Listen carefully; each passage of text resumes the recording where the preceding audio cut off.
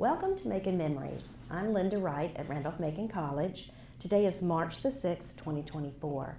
And today I'm here with Professors Chaz Gowan and Mike Fenster, Professors of Environmental Science at Randolph-Macon.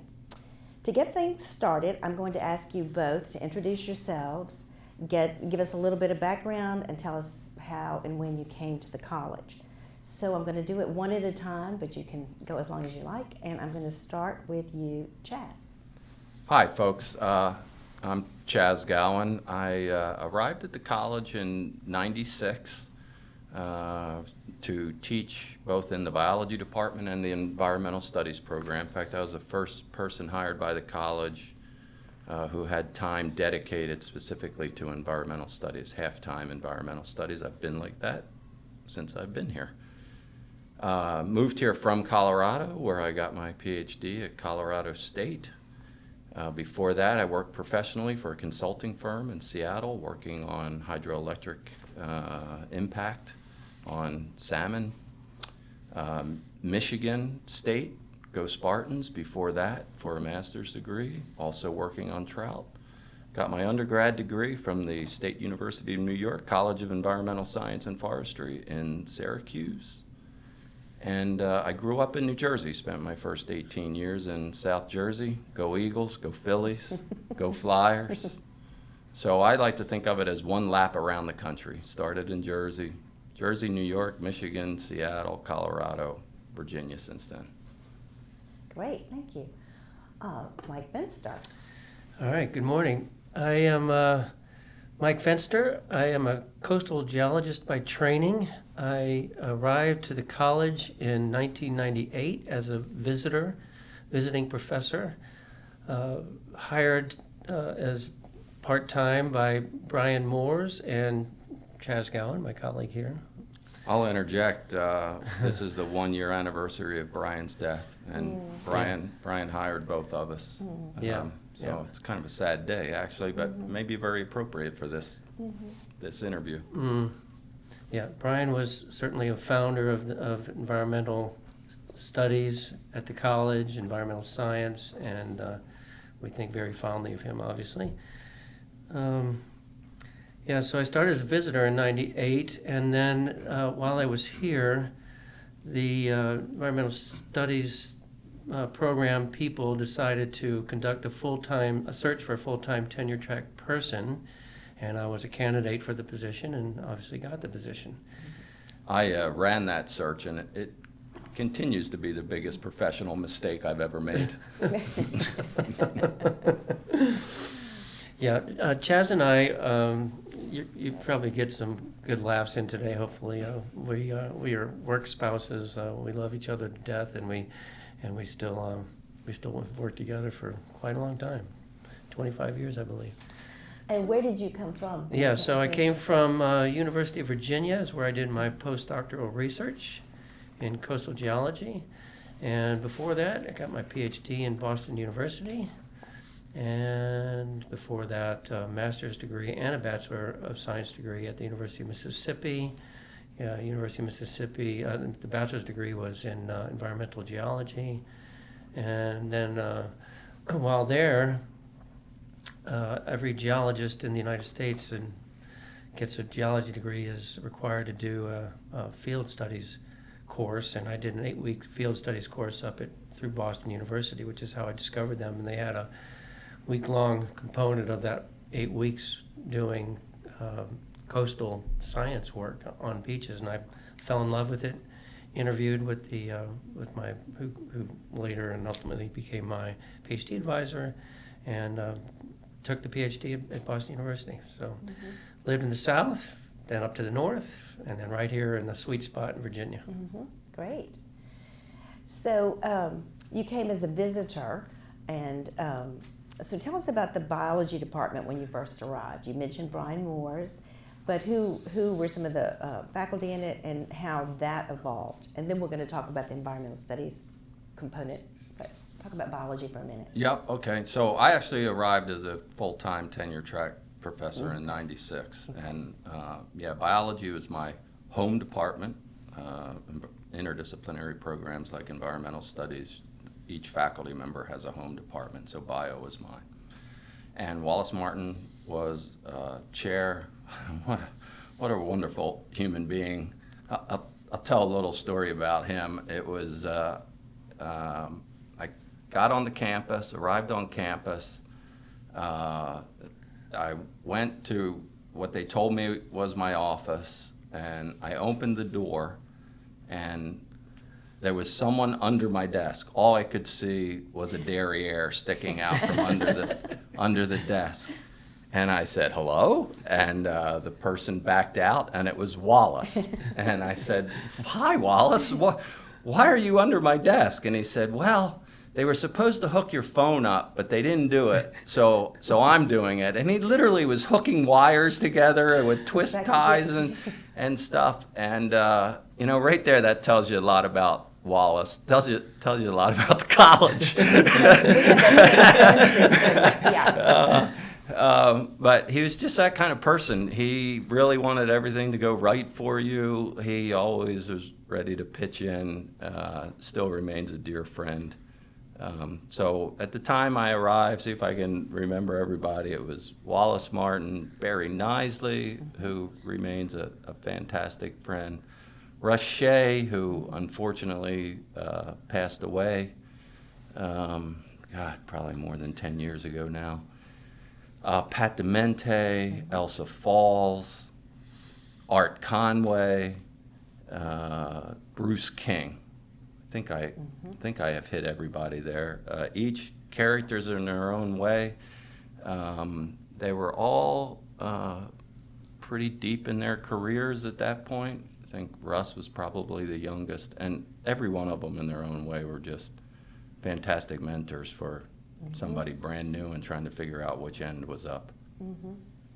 Great. How about you, Mike? Yeah, my situation was a little bit different because I was hired as the only geologist on campus. In fact, I was replacing a geologist who was here before me named Skylar Miller, who I know a lot of people know, who had been here for many years. I believe, I'm not exactly sure when he started, but I know it was probably 40s, I'm guessing 40s or something like that. So we had had a geology presence from his beginning. He was actually in the chemistry department because we don't have a geology department. He was a geochemist, so that was a good fit for him. When I came in, having no geology department and not knowing where to put me, they put me in the physics department. So I had a really, really nice gig here. I didn't have to attend any departmental meetings. You're your own department. Yeah. Yeah, I was in the physics department, but I wasn't involved in their curriculum and their teaching courses and all that. So I was just kind of, had my own thing. I was hired half-time for environmental studies and half-time to teach geology courses. Later on, when Chaz and I changed the curriculum, and we're really anxious to talk about that, we included a area of expertise component to the major, and that's where I began teaching upper-level courses in geology for students who came to the college and wanted to get an area of expertise in geology discipline. Great. Well, let's go ahead and talk about that. So you were based in biology, you were based in physics, sort of tenuously. Talk about the development of the environmental studies program and ultimately major. It's one of our favorite stories. Yeah, I'll start out. So the program was initiated in '91, so 5 years before I got here. The driving forces at the time were Brian Moores, who we've already discussed, and Bill Franz, member of the physics department, and Steve Lang. Bruce Unger? And Bruce Unger, thanks, Mike. And Brian. So we had Brian Moores in chemistry, Bill Franz in physics, Steve Lang in economics, and Bruce Unger in political science. And the college was interested in starting interdisciplinary programs at the time, and this was one that was identified as a good choice. Like so many environmental studies programs and interdisciplinary programs in general, the theory was what we can do is cobble together courses from different disciplines and those disciplines are represented by the people I just mentioned. And Barry Knisley. And Barry Knisley. Yeah, God, he was the yeah. driving force, Yeah, right? Yeah. and Barry in biology. Take a moment. Have I forgotten anybody else? Well, it was an interesting arrangement because it really was a new way of teaching in the early 90s and involving many different departments in one major. And so I think that's everybody, if I think of somebody else. But it was distinct courses people took. There was not collaboration within the courses. Was there? That's right. It was, so the original curriculum basically was a couple of bio courses and a political science course, an ethics course, Economy. economics course. Bill Franz taught a course called Atmospheres and Weathers. So most of them were existing courses. Steve Lang created an environmental economics course, but largely it was Econ 201, microeconomics, using environmental issues as examples, but it was essentially the same course, which is an important point. The original curriculum was largely existing courses taken from the existing catalog, and with an intro course at the beginning and a senior seminar, 1 credit at the end. Those were the only courses developed specifically for the program.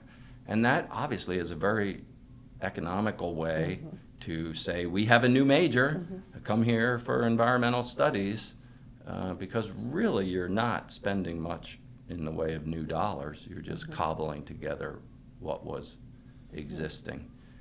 And so it's a very smart way to get something going, but it's got to mature to truly serve the student needs. I refer to curricula like the original ones we had as deep as a plate of beer. So they come out with a little bit of bio and a little bit of economics and a little bit of political science. And they've talked about environmental issues. But there's not a depth there that is necessary to be a professional. Yeah, we used to refer to it as a smorgasbord curriculum because students had to pick 2 courses in this category and 1 in this category and 3 in this category and whatever. And so it felt a little cobbled together, and there certainly wasn't a direct focus on how to solve environmental problems. So who taught the intro course? I taught. Good question. Yeah, I took that over. It's called EVST 103 at the time. Brian had been teaching it. I took that over from him. Brian was chair, program director of the program, and he was teaching that course. And then I took it over up until the time we revamped the curriculum, and that course was eliminated. So I think that model has been used for other interdisciplinary things I'm thinking of at the college. That's a way of having different courses with an emphasis in that area and put them together and create a program or major. It's like a lot of things around here. It's driven by sweat equity of the people who have a passion for implementing it, but it's got to be done on a shoestring, and that's a great way to do it. I visited lots of other colleges who have been contemplating starting environmental studies programs, and I always recommend here's a way you can get started, because everybody faces budget limitations. So really the costs come down to being able to free up some of your faculty to teach maybe just the intro course and the senior seminar at the end, and otherwise everybody's teaching the same courses they always have taught, but now they have environmental studies majors in them. Yeah, and it's interesting too to me that the environmental movement in academia, we were kind of late in that, and it started. And my impression is it started in the 1970s. I did my work at EVA, my postdoc work, and I taught in the environmental science program over there. They started in the 70s, so we were kind of late coming into the environmental world in academia, and it typically tends to my experience here is it tends to fall on the heels of people who really care about a particular topic and want to get it going. And thank goodness we had Brian and Barry and Bruce and Bill and all the people here to get together and say, hey, we need to start teaching our students about this pretty important subject. And the students, I'm sure, were interested. I'm sure I would think. You had some. Yeah, I wanted to say too, we did get a lot of student interest, but our concern was later, as we had used the curriculum for many years, that the major was being perceived as biology light. There were a lot of biologists who contributed to the program, contributed courses to the major, and kind of started to feel like, and this is kind of anecdotal, Chaz, you may be able to have more data on this, but my impression was that students who couldn't hack it in the harder biology major said, hey, let's go major in environmental studies. Yeah, and that's true. A concern Mike and I had from the beginning was we got a fair number of students who really weren't all that interested in the environment or interested in doing it as a career. It was just perceived as a relatively easy major. And part of that was true because it was largely composed of introductory courses. They could take a lot of 100 and 200 level courses and turn it into a major.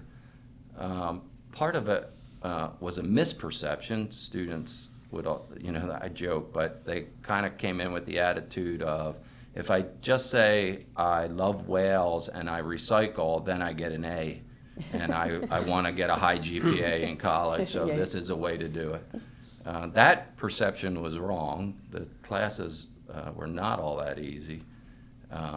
But that drove us, that was part of what drove us to say we've got to mature as a program and do something differently than what we're currently doing. So talk about that. Well, then the other part of that was a driver for needing change was that there was just becoming the two of us. The people who originally started the program started retiring, and we weren't sure that the program was sustainable at the time. So we had multiple factors that were driving us to think differently. So I don't actually know how we started, but I do remember, I have memories of it being at your house, at your old house. And I remember being in the kitchen and just racking our brains about how we could create a program that was novel and rigorous and engaging. And preparatory. And so conversations, I want to say, began 2002 or 3-ish? Yeah. So we had each been here for 5-6 years or so, and came to understand what the program currently was. I want to say just enormous respect once again for the people who had the vision to start it and how they got it going. But it was time for a change, and just maybe summarizing the motivating factors. The deep as a plate of beer curriculum, which really translates into not really preparatory for a career. The perception that it was an easy major. We knew that it was a difficult career to have, and we needed rigorous preparation, so we wanted the students to understand that. Also a part of it, Mike, was both Mike and I had come from a straight-up consulting background. You get clients, you do work for them, you charge them for it. That's the business model. And Mike had similar experiences, and that set us in contrast to a lot of other places. I'll mention that we did a lot of traveling to conferences, hearing about other colleges' environmental programs and how they were structured. And by and large, they were really devoted to what Mike and I call environmental literacy. So what students need to know about are the current issues of the day and they need to be involved in greening the campus, so recycling and solid waste management and Energy. energy. Efficiency. So they would be doing a lot of energy audits on buildings, and that was the focus of most other places. And I'll speak for myself, Mike, then you can chime in, but that stuff is all great, but the problem with environmental literacy is the issues keep changing. You can learn all about, at the time, acid rain, oh my God. Well, that problem's been addressed, to greater, or ozone, the ozone hole. I mean, new issues come up, and you have to be able to get up to speed on new issues. Yeah, that was the epiphany I had. Were you with me at the meeting? No, go ahead. That's a good story. I was at Brown University, and I went to a meeting called the Structure and Programmatic Issues Concerning Environmental Studies Programs. And I remember being in a large conference room, tiered tables and so forth, maybe 100 people from all over the country. And these people were faculty and administrators. There were provosts. There were some college presidents in the room because they were really interested in how do we get environmental studies programs going at our college. The leader was a guy named Eric Pallant from, I think it was from Allegheny, Allegheny University. And Eric said, okay, I want everybody in this room just to shout out to me, what are the most important environmental issues of today's climate? Or knowledge that students must have. Knowledge that students must have about today's environment. And people shout out different topics, and he filled 3 whiteboards full of words. And then he said, let's just take this one subject that you threw out, climate. He said, what are all the different elements that students need to know to truly understand environmental change and What climate? do we need to teach them in 4 years? Yes. And he filled up another 3 boards. And that was really my aha moment. And his conclusion, of course, was there's no way we can do that. So how do we teach students to become environmental professionals? And Chaz, that conference for me, and Chaz and I went to a few others, where similar issues were being discussed, except the issues that were being discussed at these other meetings tended to focus on greening the campus and sustainability on campus. And given our backgrounds, and given what we thought students needed to know to become environmental professionals, that wasn't sitting well with us. It's a great idea. I mean, the campuses need to be greener, but we just didn't feel like you organized an academic program around that. Around recycling. Right. Well, of course, that could be seen as maybe the campus was the laboratory. It was Yeah, just oh, an yeah. easy place. No, to there's a do that. lot of good Yeah. features about it. Yeah. I'm not denigrating that approach at all, and really great colleges have done really great things with it. So National organizations have developed around that focus. So there's not casting shade on any of that. It just, given my background in consulting, Mike's background, similar kinds of things, it just wasn't, it didn't feel right to us. Right. So you felt a need to develop the curriculum deeper, as you keep saying, more tour. I like that word you said. So what did you come in a way where you could just see there's no way you can cover the breadth of it. You're going to go for the depth. So what did you do? this is one of our favorite stories. You want to go? No, start. I've been talking a lot. I don't know how, so beginning from initial conversations in Chaz's kitchen, usually because he's an amazing chef and cooks really good food. So we would. Mike's a good eater. And Mike's a good eater. We would have these, obviously our professional conversations there. But starting from that point forward, we would, every time, it seemed like every time we got together, we were saying, how can we pull off something different at the college that accomplishes all those objectives that we just talked about? And so we went off to one conference and continued to talk about developing a curriculum to meet all these different objectives. and I believe it was on a connecting flight in Philadelphia. Go Philadelphia. All the good things come from Philly. I might disagree about that one, but yeah, so there we were at a pub having a beer At the airport. and it was like unleashing unlocked creativity. Everything just flew from our brains and from our hands, and we were without any paper at the time, so I think we ended up grabbing some bar napkins. It was literally on a napkin. Yeah. And there's Not where apocryphal. there's where we wrote our new environmental studies curriculum. That's awesome. I wish I had that napkin. Yeah. Well, it really goes to show the value of going, I will just say for the record, going for faculty travel and going to conferences, even when you're not presenting, just learning, and you came back and you're all of that, and you Just a lot of positive energy. yeah, brainstorming and so okay. And also, it's just interesting to me how 2 years worth of intensive conversations and meeting roadblock after roadblock after roadblock. Not roadblocks presented by the college, but problems that Mike and I saw with the ideas. No, that one here. What about this idea? Yeah, that's got a piece of it, but that really isn't going to work for this reason or that reason. And Well, we did have some systemic hurdles we had to cross over. For example,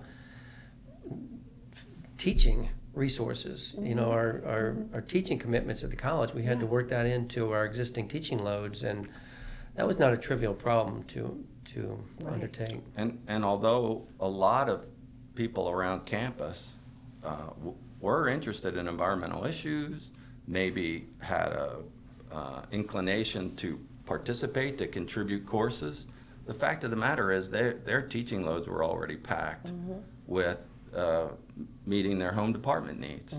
So we really could not get any number of faculty to say, yes, I will devote a part of my teaching load and develop courses specific for an environmental studies major. That was a big hurdle. Yeah. Also, building the vertical integration necessary to create more rigorous courses as you But they become, weren't all introductory, as you move from freshman to sophomore to junior, senior. So how did you solve that? What did you do? Well, go ahead. Okay, so the napkin basically had two components to it. And the first was we continue to call the core, and the second was the area of expertise. And the philosophy was the core was mostly devoted to skill building, things you needed to know how to do to be an environmental professional. We'll come back to that. And we used to call it foundational. I think maybe we did. I like core better. So anyway, it's been core for a while. And then the other, and I know this hasn't changed, the area of expertise. So there is no such thing as one person being an expert on all the disciplines that come to bear on even one relatively simple environmental problem. It is truly interdisciplinary. You need to know biology and chemistry, political science, economics, ethics, sociology. There's just so many components. Environmental fill in the blank. Environmental fill in the blank. History. And yet what we wanted students prepared for was a career, which meant they had to be an expert in something.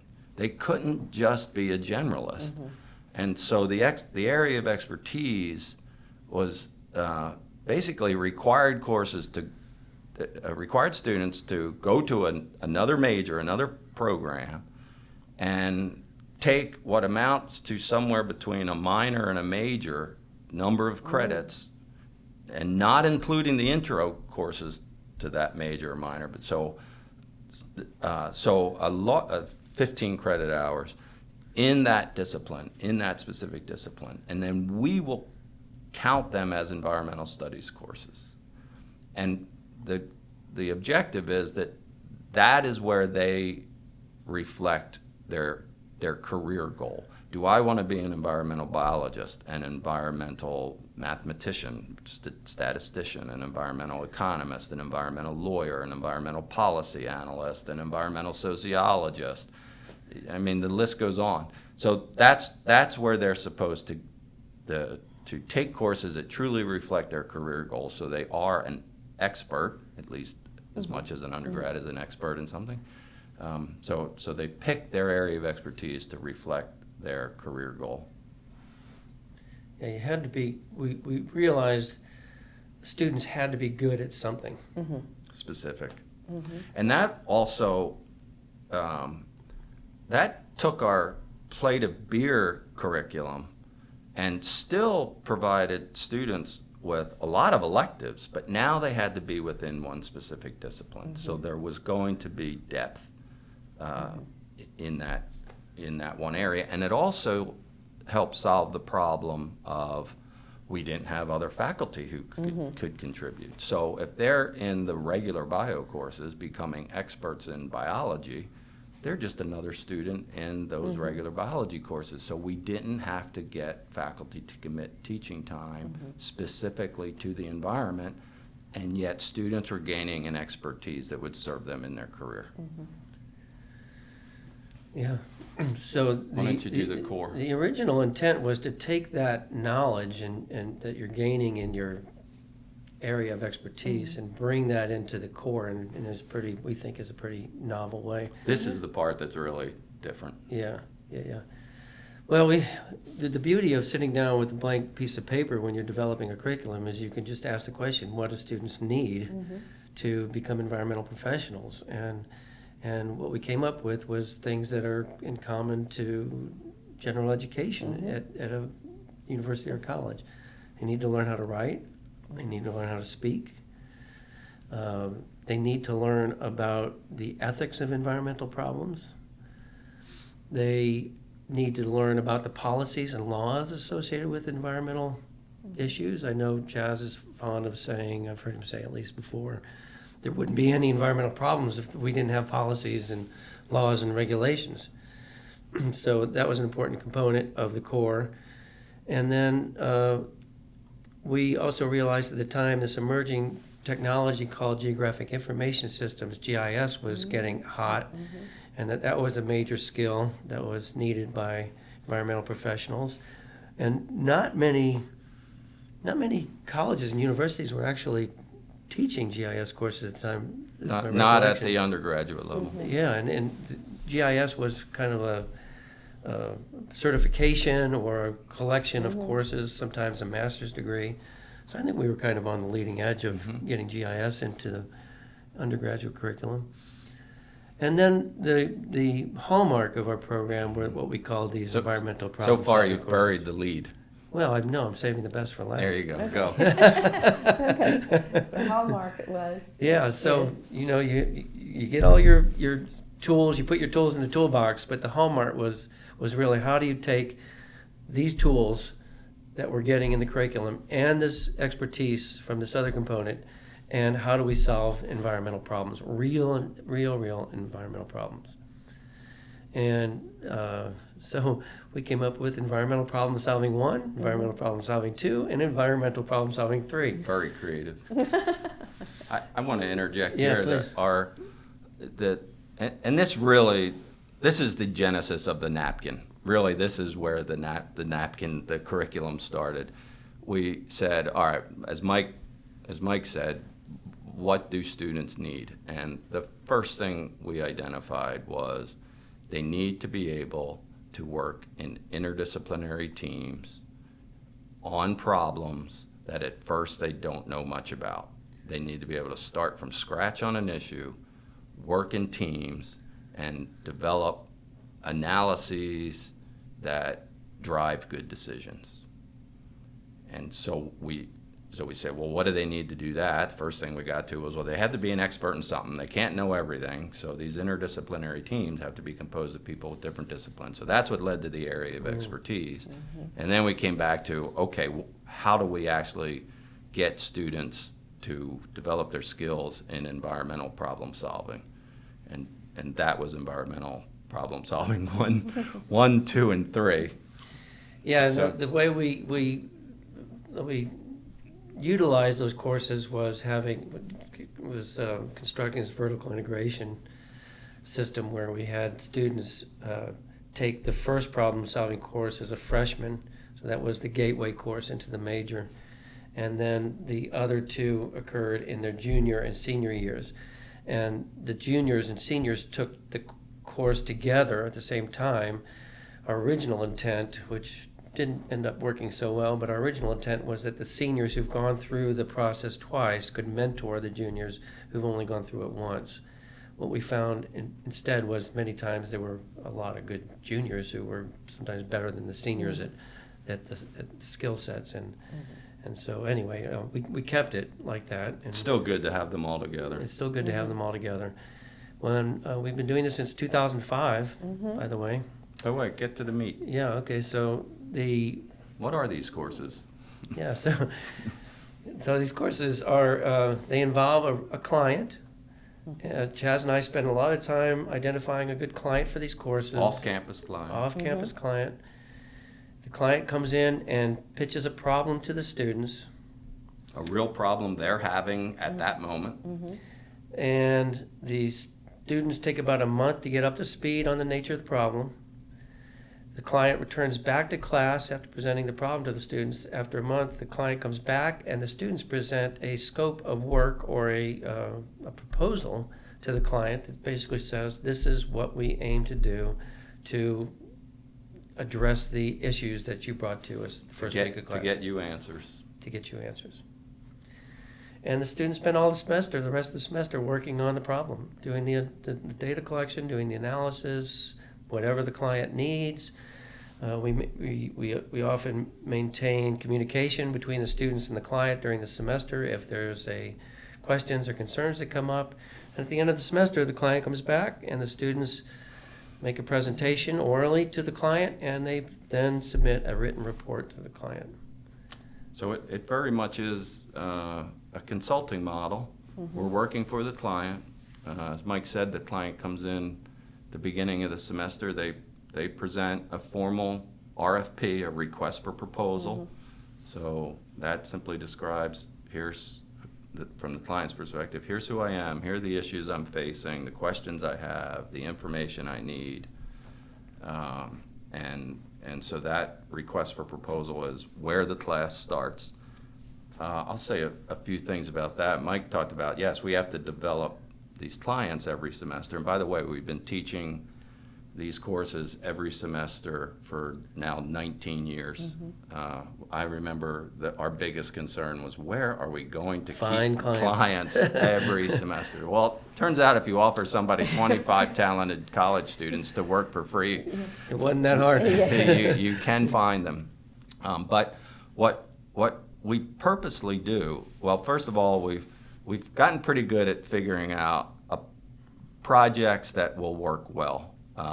Not too big, not too small, enough to keep 25 college students active all semester working on something hard.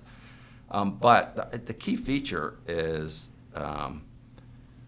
all we do is work hard enough with the client to see the outlines of the problem, to know that it's going to work for us that semester, but we don't do any legwork on it beforehand beyond that. We don't do any analysis. We don't put together a proposal like, here's how we'll do this. We don't have a plan for the class. We literally learn alongside of our students. And that has been the absolute key, because what kills the student learning and the motivation is when the students correctly perceive that you already have the answers and it's their job to guess them. And instead, it's nobody in this room has the answers. We don't even know how we're going to get answers. Let's start brainstorming. And that's where Chaz and I work as project managers in the class, not so much teachers as managing the information flow and analysis. Yeah, it's fun. When the EVST 105, so the problem solving one, composed almost all freshmen, sophomores, they have never had a course before where the teacher doesn't already know the answers. Yeah. And it's not until the end of the semester that it dawns on them that he really didn't know what we were going to do all semester. Yeah. And it frustrates them during the semester. Obviously it's like They want the right answer. they want the right Yeah. answer. And when you have brainstorming discussions, their mode through their whole school was, if there's a classroom discussion, I don't really need to listen to the discussion. I just have to write down what the conclusions are, because that's what is important. That's what's going to be on the test or whatever. And in the real world, those brainstorming discussions are the work, is the work. That's how you're making progress on things. And so it's very frustrating for them early on we do have exams. We couch exams as we're about to have a client meeting. So the client's not going to really be there for the exam, but it's a client meeting, and the client wants an update status report on where we are. And the client could ask us anything about any aspect of the project, and we have to have that information at our fingertips. That's how we write the exams. That's how we pitch them to students.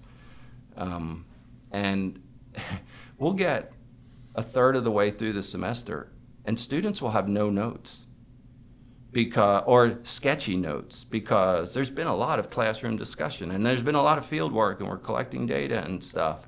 And then they're like, what's on the exam? Everything we have discussed so far all semester. I wish I had a nickel for every time we said that. All the data that we have collected. I mean, we didn't know what we were going to do before we started, but now we know what we did and what we have found out, what our preliminary ideas are, what false starts we made. We thought something was going to work, but it didn't, so we had to pivot. Why did we pivot? What was the roadblock we hit? Why did we develop the alternative strategy for how to get the same kind of information? All of that is the course. That's what you have to be good at to be a professional. I'm chuckling to myself because it took us years to realize that students don't know how to brainstorm. Well, it's because they're looking for the right answer. Like They're you looking said, for the right They want to answer. know. Oh my exactly. gosh, and the first time we came up with a way to get them to brainstorm, we had them take those large Post-it pads you can get and stick them up on the wall, and we just said, okay, just generate some ideas about this particular, whatever the questions were at the time.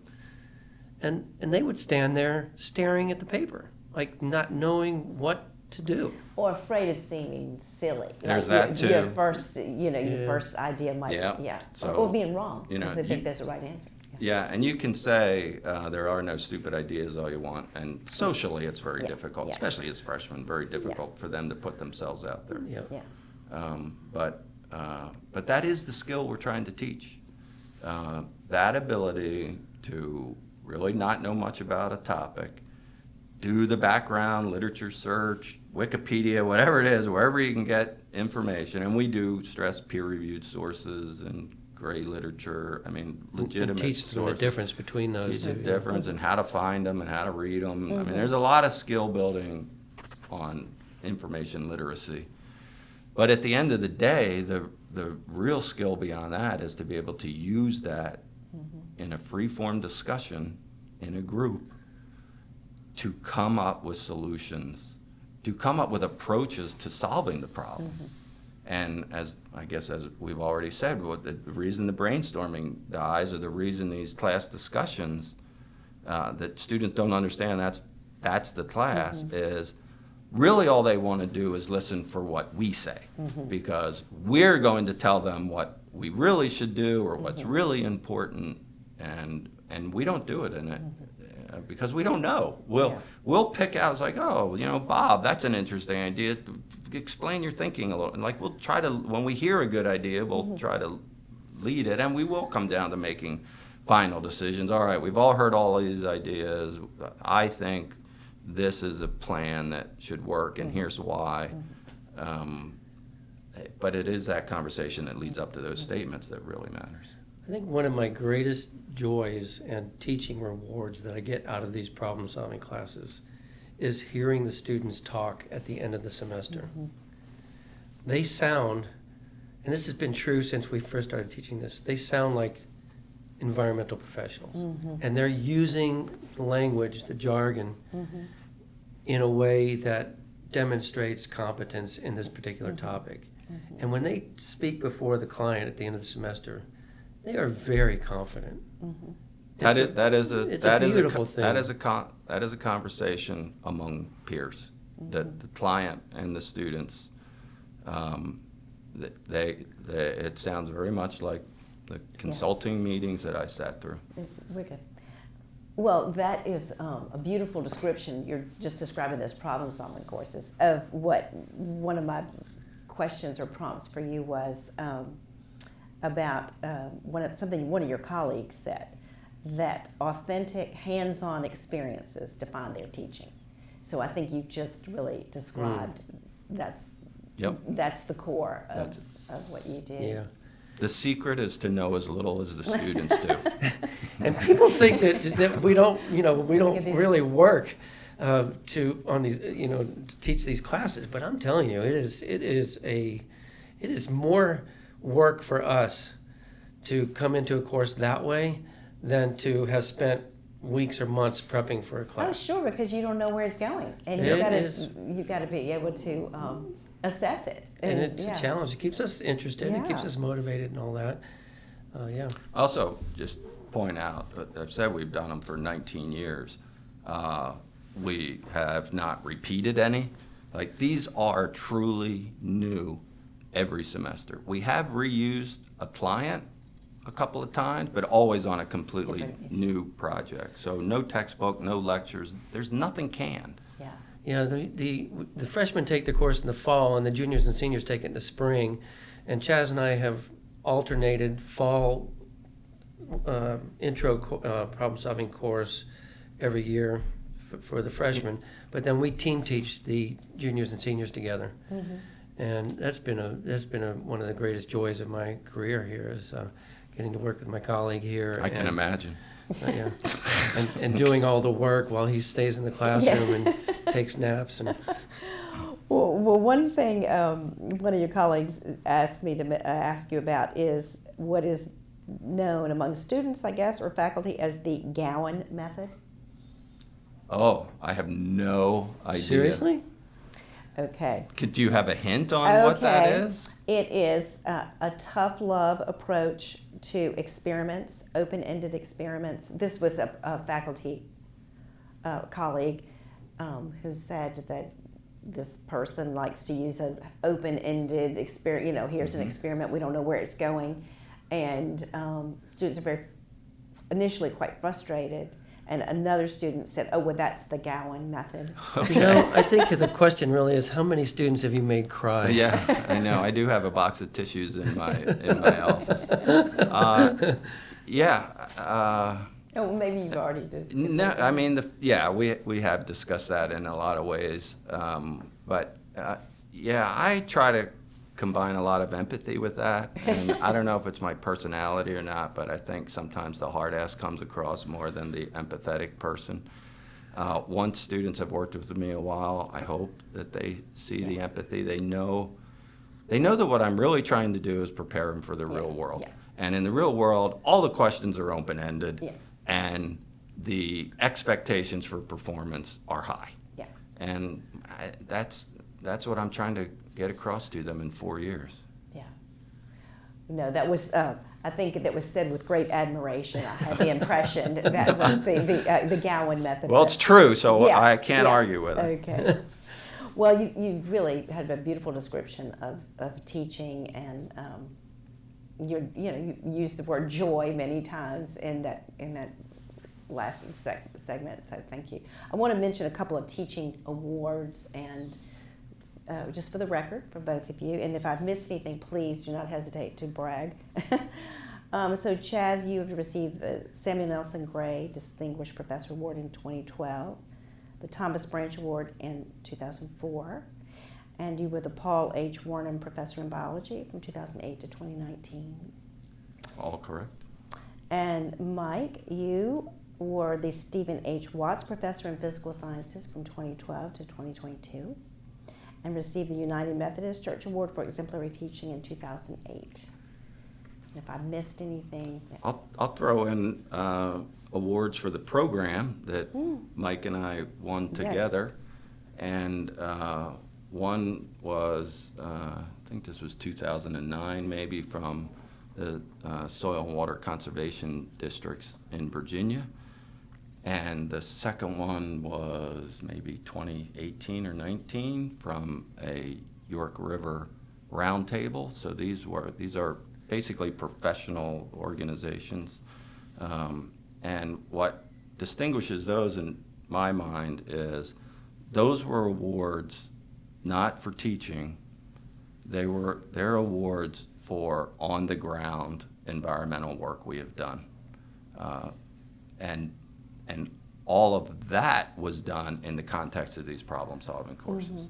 So these answers that we've been given to the client get implemented and make a difference. Make a difference. Wow. We, probably in the neighborhood of $800,000 worth of on-the-ground stuff that has been done. Yeah, I don't even know how you could put a monetary value on some. I mean, some of the projects we've been involved with have worked with underrepresented communities on contaminated groundwater from their wells. I mean, there's no monetary value on things like that, and we feel good about the difference we've made in the community and in the state through these problem-solving courses and the work our students have done. That's awesome. Well, congratulations. Well, you've both been very active in the college in other ways than teaching. So we'll just spend a few minutes if you want to talk about that. Chaz, you were faculty representative to the Board of Trustees in the Cabinet, as well as serving on Committee on Admissions, Credits, and Academic Status of Students. Every committee the college has, No, not Chaz every. has been on. Oh, okay. Well, every and committee. curriculum. All right, I may have missed a few, but I do. But just in. You can talk about any of it you like, but I would like to hear your thoughts on the first year experience program where you were co-chair in the early years of that program. If you want to talk about some of the goals of that program and how that was. Sure, I can do that.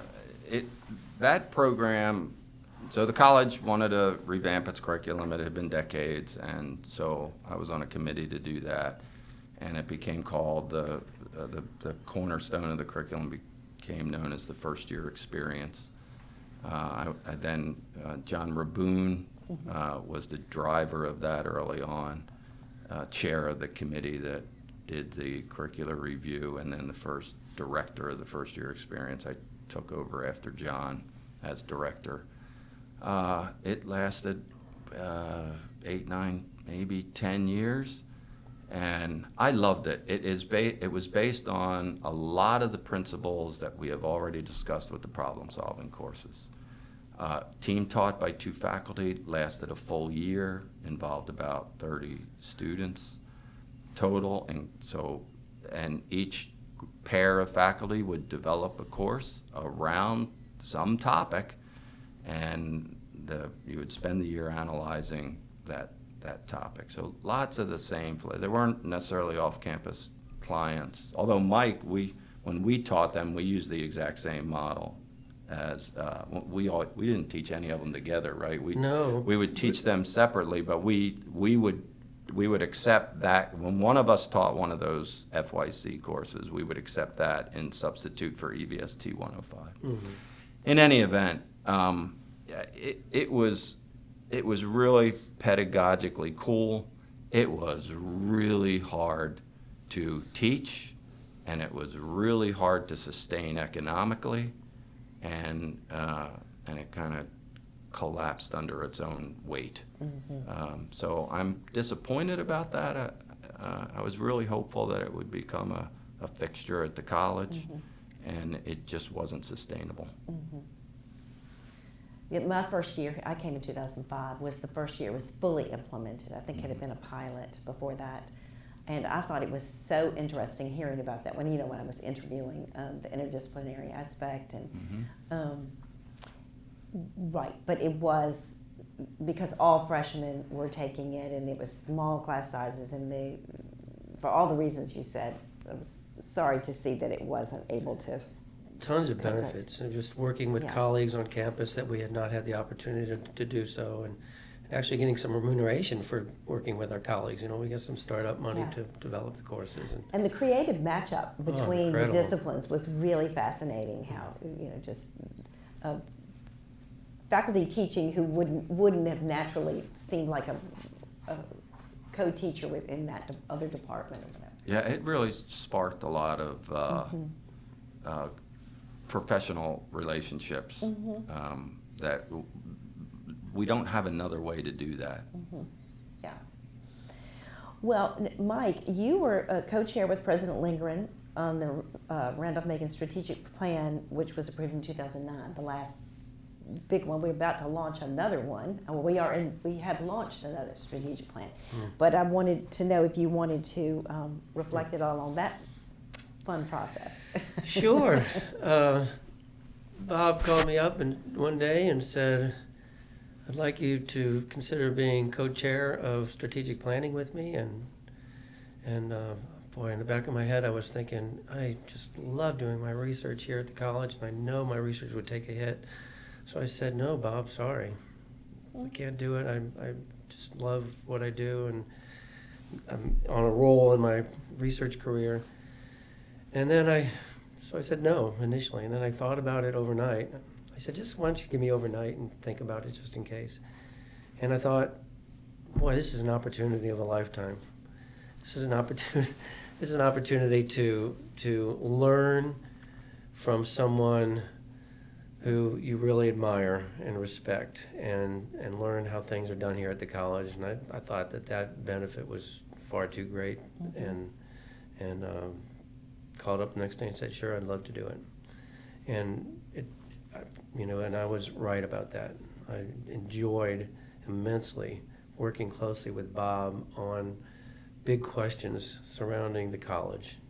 And one of the big questions at the time was, how do we survive in this age of changing demography, in the age of shrinking budgets, in the age of shrinking prospective clientele? And we traveled a lot together to learn. We read a lot together, and we worked well together, I think, and I look back on those times fondly. Very good. So, any thoughts? You also served on the strategic resource allocation team, which was 2 years ago. As did Chaz. Oh, okay, both of you. But he were. was on the... I was on the staff side, And I you were was on the faculty side. Okay, yeah. you both were on that, which I guess was laying some groundwork for the current strategic planning initiative. So, Yeah, my Any thoughts on overarching that? thought on that was the same that's been here since I started at the college, which is we are amazing what we do on a shoestring budget. Like, how do we do what we do with what we have? And it's been like that since I started working here, and things haven't changed. And I'm guessing that's the main objective of this SRA process, is to align our budget with our mission. that is doing really important, good work on a shoestring has been one of the through lines in these interviews. When I Done. first started here, and I'll tell you an interesting story too. It won't take long. When I first started working here, I taught at many places before I came here, and I worked at many places, academic institutions. And when I came here and saw what my colleagues do and how they work here, I was blown away. Like, I can't believe we have this quality of faculty at this small institution in Central Virginia. I mean, these are quality people here. And so when we were trying to get the money raised to build this new science building that we have here, Brock Hall, we call it Brock Jr., one of the things I did to convince the board of associates at the time was I took the resumes of all of the curriculum vitae of all the faculty here that worked in and Copley Science Center. And I just cut out the research part of what these people do, and I taped the paper end to end and rolled it up into a scroll, put it in a shoebox, and I took the associates in the foyer of Copley Hall, and I said, you want to know what our faculty in Copley Hall do? Let me show you. And I unrolled the scroll, and the scroll went from the back door of Copley all the way almost to the library of just the accomplishments of my colleagues in Copley. Yeah. And that summarized well, I think, what the caliber of my colleagues. And I'll add to that, because that level of research productivity, it's not necessary to get tenure. It's not compensated. Our main task is teaching. So that long list of research accomplishments came from self-motivated people who were passionate about what they did. And that is why we have been able to survive to do amazing things on a shoestring budget. And it goes, so that's the research example, but same thing with teaching and even service to the college. We would not have survived if it wasn't for the passion of the people who are here. They believe in, Amen, brother. They believe, we all believe in what we're doing. And it's not because of the pay, it's not because of the facilities, it's not because of the perks.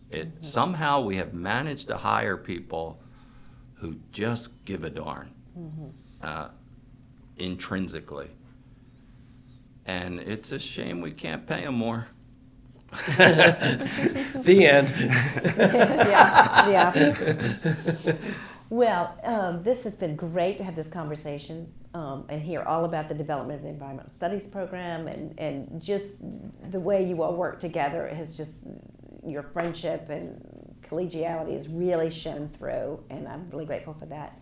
I do want to give you a chance to step back a little bit broader and just have any reflections on your time here. I think you summed up the description of your colleagues really well. But if there are any, well, I do have this one question. If you were writing the history of Randolph-Macon College from your time, what would you include? Scanlon's 2 books. Okay, yep. We got those. Thank you, James. Yeah, we got those. That's a great resource. But his book ends, I think, 2007, so we're going to say the history to continue on from James's great work. I think one of the biggest changes I've seen has been beyond the bricks and mortars on campus, just the nature of the students. We used to joke behind closed doors that strategic planning was, that last strategic plan was about getting better students, getting more better students who will pay more for their education because we really wanted to reduce the discount rate. That worked. It worked. And it worked not just in the numbers, but it worked in the caliber of the students. I just gave a talk. I was asked to give a talk at the trustees faculty dinner just recently, and one of the things I said there was that when I first started here, I would overhear conversations among students who would say, "Oh, talk about the parties they had last night," and brag about classes they missed, and things that weren't super academic. Now, when you walk around campus, you hear students talk about interesting ideas they learn in classes. They talk about homework assignments. They talk about projects that they're working on. It's really been phenomenal to watch how the nature of the students has changed. I'm not really sure how to describe that, but would I include that in the history of Randolph-Macon? It's kind of soft because, history is more about, I think, people or can be more about people, bricks and mortars, and those kind of things. But I do think that's been fantastic. Yeah, That's great. I agree completely. It was hard to teach here because you knew most of the students in the class were just jumping through hoops. They had their own reasons for being in college. I will say universally, from day one, I have really enjoyed them. They have always been really nice human beings. You just wish that they cared more about what you were trying to show them. But that has really changed over the almost 30 years that I've been here. And now, today, the classrooms are populated by and large with people who really want to get something out of their education. And it's a lot more gratifying. It's a lot less, I'll put it, it's a lot less frustrating. Simply because you watch somebody not care about what you know will be important to them for a career the rest of their lives. And now, and our problem solving within the environmental studies program, these problem solving courses have made a real difference in students understanding this is true preparation for the rest of my life, and I need to take it seriously because it's going to pay off.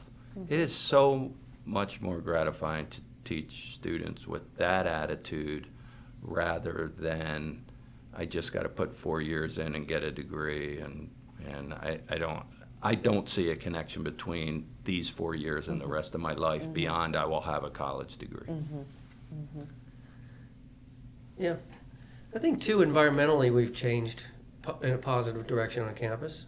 And I think our classes have contributed to that, but we've also had student groups who've done interesting things. A couple examples I can point out are some of the hardscape that we see around campus and landscape. The stormwater management, Chaz was initially involved in that, and you'll see some signage on campus with some beautiful landscaping and protecting the Chesapeake Bay. And I think also we brought awareness to the community about E. coli bacteria that gets in our water pollution, and that dogs are the primary source. We've learned that and educated the campus, and as a result, we now have doggy bags spaced around campus, and yeah. So I think we've done well environmentally, and we've been also involved with some of the new buildings and so forth. With their LEED, what do you call it, LEED status? LEED certification. Yeah. I'm some final comment from me, unless you have another question, is I am optimistic about the future of the college. It is a really rough time for higher ed. It's a really rough time, particularly for liberal arts colleges. But the only reason I'm optimistic, there are a lot of headwinds blowing against us, and the only reason I'm optimistic is I know that we provide value to the students, and I just have to have faith that the rest of the country will increasingly come to recognize how much value we do provide. It's hard to get that message out, especially when you've got Virginia Tech and UVA and William and Mary, unbelievably fantastic schools. We provide a product, an education, that is truly fantastic. And if people just knew that, we'd have more better students willing to pay more. So I have faith the word will get out. Well, thank you. Are there any memories or stories that you wanted to come tell me today that we didn't get a chance to say? Can we do this again and have another hour? Sure. We'll plan another day. But we'll leave it there for today. Or go ahead, Travis. Okay, I have one story that encapsulates maybe several of the things we talked about, and it's a stupid little story, but it does tie together a lot of stuff. So in the problem-solving courses, we have this thing right at the beginning we call the jargon assignment. So whenever you got a new project, there's a whole bunch of terminology, acronyms. The client is speaking a language that we don't speak, and so Mike and I collect 25, 30 of these terms while talking to the client. And the first assignment is to the students is, here's a bunch of terms, go figure out what they mean, You know, it's a writing assignment. They got to write. They got to do some research, use the literature. It builds a lot of different skills, but it's basically get up to speed in 7 days on all of this stuff so that when the client shows up, we're speaking the same language as the client. I always consider it as just a necessary evil, a hoop that you had to jump through early on in a process. Figured the students hated it. We didn't like grading it. It just was a necessary evil. And we were talking to some alums, and he said, so out of the whole environmental studies major, what do you think was the most valuable thing? And we've heard it now more than once. The student said, the jargon assignment. And I'm like, what? And he said, yeah, oh my God, my first day at work, everybody was talking a different language. I had no idea. I had a couple people that were hired with me, and they were just blown away. They didn't know what to do. And I just sat down and said, oh, I got to do the jargon assignment. and the reason I say that, it's such a stupid little thing, but preparatory, expertise, understanding that you're going to constantly be facing things you know nothing about, and the primary skill you need is to get up to speed on them. And writ large, that's why I have faith that Randolph-Macon is going to survive, because we do that over and over in major after major on campus. And I can't think of a more valuable skill than that. I think that's good, yeah. You know, I'm a field scientist, and people who work in the field have many, many experiences that you can tell stories about. And I'm having a hard time having one bubble up to the top now. I do, maybe one to talk about would be, and you asked earlier about some of these unique courses and travel courses. I do have good memories of having students taking final exams in my coastal geology course over flying in an airplane. So I got the idea from the movie Dead Poet Society, when Robin Williams jumped up on the table as the English, had the students jump up on the table as he was the English professor, and asked them to rip out the pages from their poetry books, and then asked them to look around the room and from a different perspective and see what they saw. So I took that idea and developed it into an opportunity for students to have a different perspective, and it seemed like a good end of the semester approach to synthesizing information. You know, get up in an airplane, change your perspective, look down at the landscape, and put together all the things you've learned during the year, and see if you can